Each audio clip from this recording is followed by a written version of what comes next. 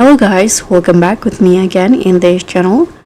So on today's video, I'm going to show you where you can find your fish index in Abyss. So the fish index is the ultimate checklist for every player in Abyss.